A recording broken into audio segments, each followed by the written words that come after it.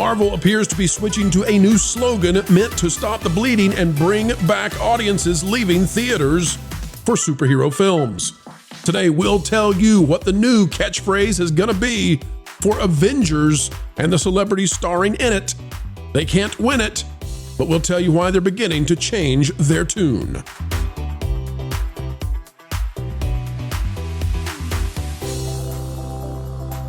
Hello, folks. Welcome back to another dandy day coming your way from the Pro Channel. Yes, the studio in somewhere sunny USA is glistening, and we are listening to you, bringing you the news that you need to know when you need to know it. As we get ready to dive in, consider clicking the like button. We'll tell you what the new catchphrase is. They're trying to get you back on the side of the MCU in time for Avengers because 2025 is looking like a serious dive for Disney. This is out of Deadline. We've got the new slogan that they're going to try to use to save the MCU, and they need to save it. There is no doubt they are on track for 3 flops this year. Captain America Brave New World, flop. Thunderbolts, likely flop. Fantastic Four, well, if the previews of that are any indication, and we'll get to those in a minute, flop on the way. And so now it's damage control time. What is the damage control they're going with? What is the line? Well, out of Deadpool, we're finding out. Armando Tinoco has this. It says, Captain America's Anthony Mackie teases Avengers Doomsday. It's going to give the audience that old Marvel feeling. Now, why would you say that? Because people don't like that new Marvel feeling, and Marvel is feeling it big time. Anthony Mackie is set to reprise his superhero role in the upcoming Avengers Doomsday. I'm going to insert here, after a flop-tacular film. The actor most recently played Sam Wilson. Didn't go well. He says, we're supposed to go out this week, and we'll be out there doing it, Mackie said in an interview with IGN. Everybody's excited. I feel with the script and having the Russo brothers back, it's going to be great. Yeah, you said that about the last one, too. You're contractually obligated to do so. Can't blame you. The actor added, I'm really excited for what this project is going to be. It's going to give the audience, and here's the tell, that old Marvel feeling that they always had. Actors confirmed for the next Avengers film include Chris Hemsworth's Vanessa Kirby as Susan Storm, Paul Rudd as Ant-Man, and Florence Pugh as Yelena, who, she's about to be flopping as well. Avengers Doomsday, which is set at theaters on May 1st, 2026, will also see the X-Men join the team for the first time. Actors from that franchise who will reprise the role include Patrick Stewart, Ian McKellen, Alan Cumming, Rebecca Romijn, James Marsden, and Kelsey Grammer. They were not able, apparently, to get Halle Berry. It's a big problem for them. It's a big, big problem for them. But here's, folks, I want you to see what they're trying to get away with, because the slogan now is that old Marvel feeling. They want you to know you're going to get that old Marvel feeling, not this new stuff. They're willing now to admit it, right? What are they trying to get away from? Well, from bleedingfool.com, more Marvel missteps. MCU's Fantastic Four to explore gender politics. This is from Karina Smith, April 11th. And this goes into, well, I'll just read it to you. Kirby, who plays Sue Storm, also known as the Invisible Woman, told Entertainment Weekly that her character's journey was shaped by modernizing Sue's role to reflect today's cultural climate. Which, by the way, if you're going to do a film that's based in the 60s, if you say you're going to modernize that film, I say I'm going to act in a very modernized way and just not go. If you played an exact 60s Sue today, everyone would think she was a bit of a doormat, Kirby said. So figuring out how to capture the essence of what she represented to each generation where the gender politics were different and embody that today was one of the greatest joys of this. So there you go. There you go, folks. They're going to insert gender politics into the Fantastic Four. And that is why, although they cannot say, boy, we screwed up, boy, we blew billions of dollars and maybe ended this thing on the MCU, they're never going to come out and say that.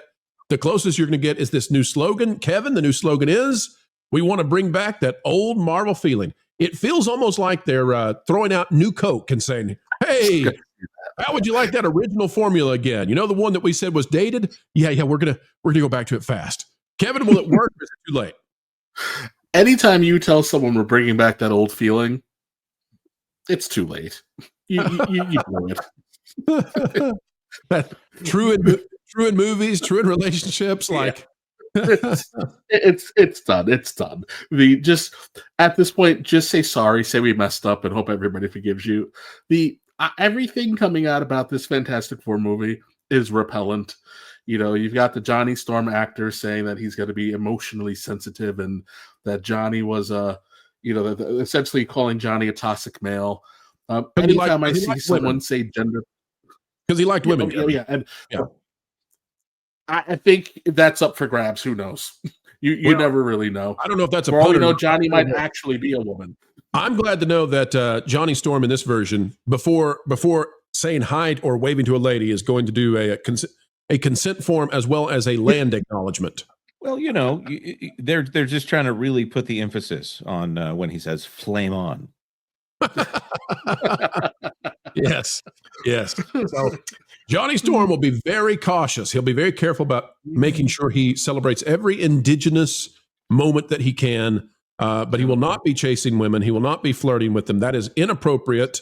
Ron, I got a feeling that Fantastic Four is in deep, deep trouble.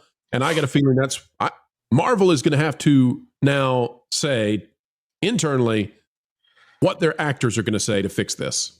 Look, I've been trying to figure out how I'm going to say what I want to say, because my brain is having to censor a lot right now of what I want to say.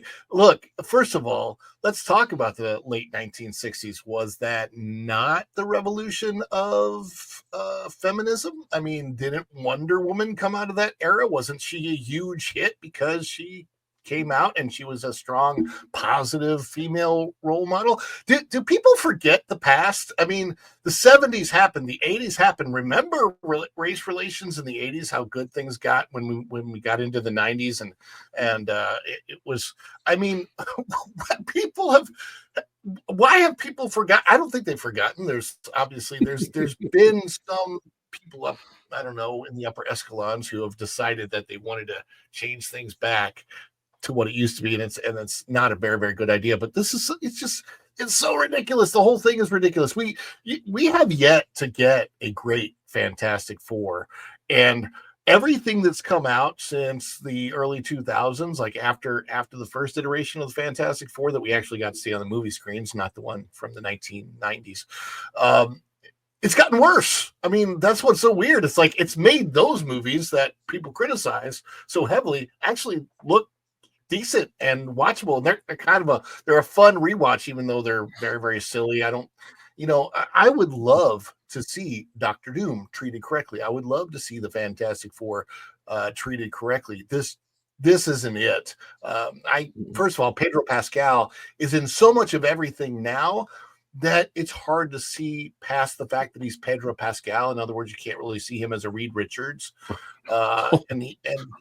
Go ahead, Kevin. Hold that thought, Ron, because we have to admit that Pedro Pascal is only in this movie because they couldn't get anybody on the planet to play Reed Richards. So that's a very good point. I'd have been up for it, but there's something I want to throw in here with this, and obviously that old Marvel feeling was a bit chauvinistic, honestly, because that's kind of what people really liked about Tony Stark. Is he was all id. He was the guy who was going to go do the thing that he wanted to do, and he may even be doing it for the right reasons, but he's also going to be a bit of a womanizer at the same time. Lovable jerk comes to mind. That was his character arc. That was his character arc. Jonas, that was the flaw. That we spent a decade watching the man grow into someone who was monogamous at the end and built a family. Right, but inside he was like he was controlling some of the things about himself that were not pleasing, but also in the end, he's still not playing by everyone else's rules.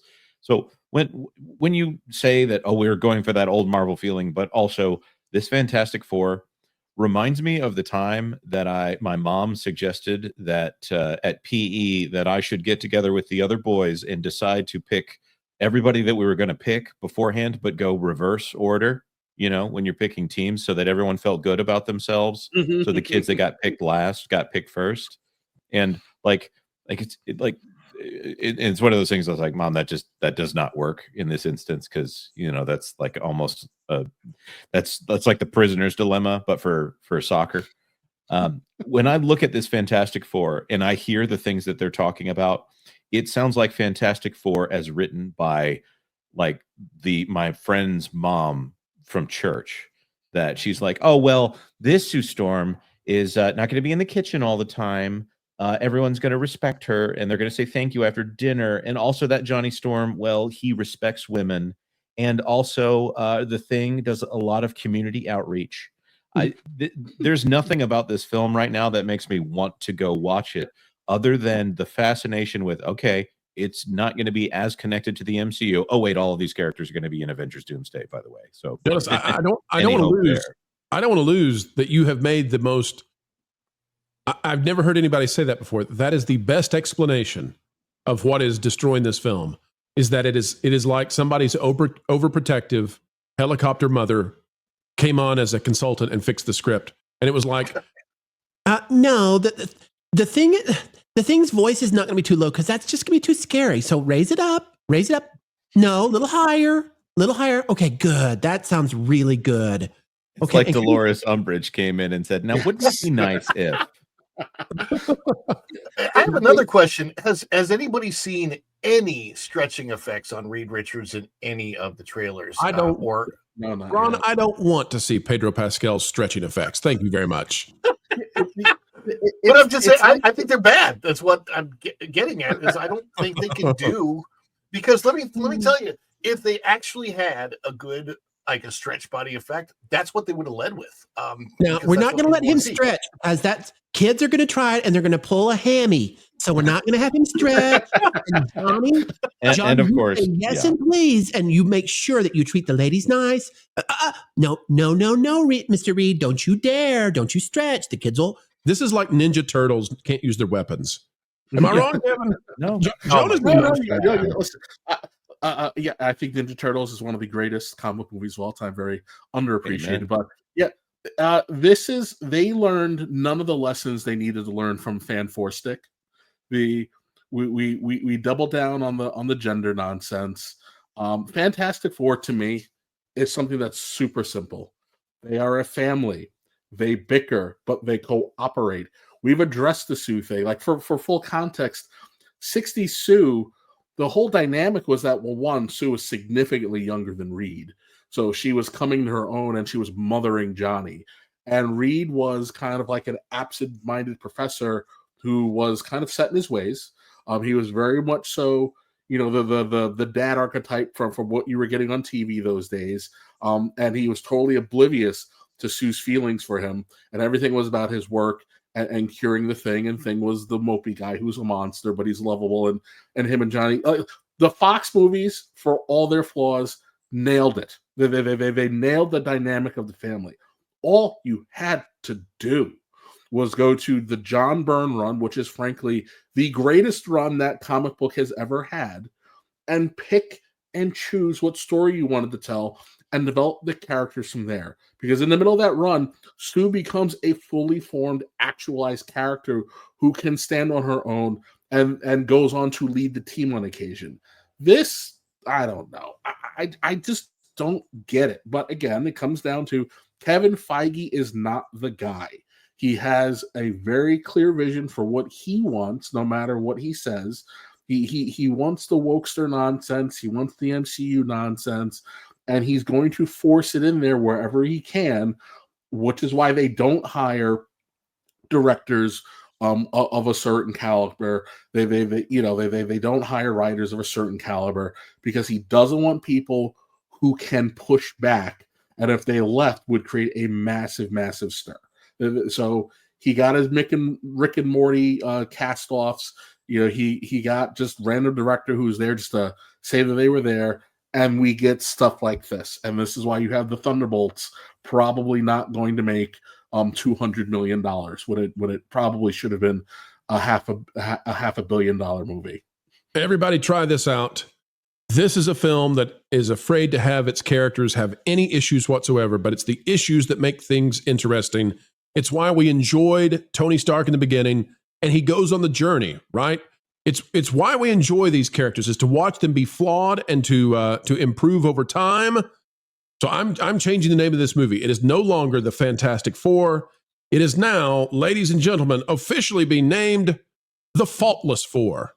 No longer Fantastic Four. It's the Faultless Four. They have no problems. They have no flaws. They are perfect. They are pristine. They have been Cloroxed and wiped of any character development opportunities whatsoever. Well, folks, we've come to the end of another video of pure excellence and fun.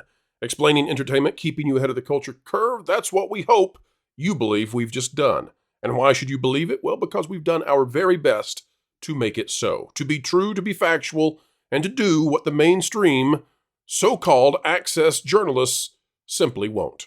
Folks, you can help share this out across the fruited plains of YouTube by clicking the like button, share, subscribe, click it, stick it to the algorithms. It is the notification bell. Drop a comment down below. Let us know your thoughts. And folks, as we get ready to say sayonara for now, we ask that you keep learning, keep growing, and wherever you are and whatever you're doing, keep having fun. Jump into the water. Why listen to music made by people and companies who really don't like you? Check out Vacation Radio today and prepare for all new content made by the people behind the WDW Pro Channel. It's the place you need for all the music. That should be fun. Want it all, so I give them cannonball.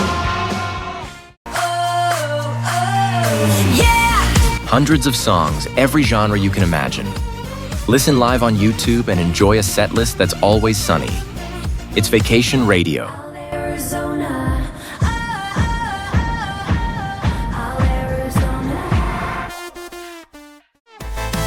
Pineapple pizza, Hawaiian ice freeze, yeah. Can't wait to be up. 3 days of you and me. What are you waiting for? Every WDW Pro video has a link to Vacation Radio in the video description. Try it out and subscribe today.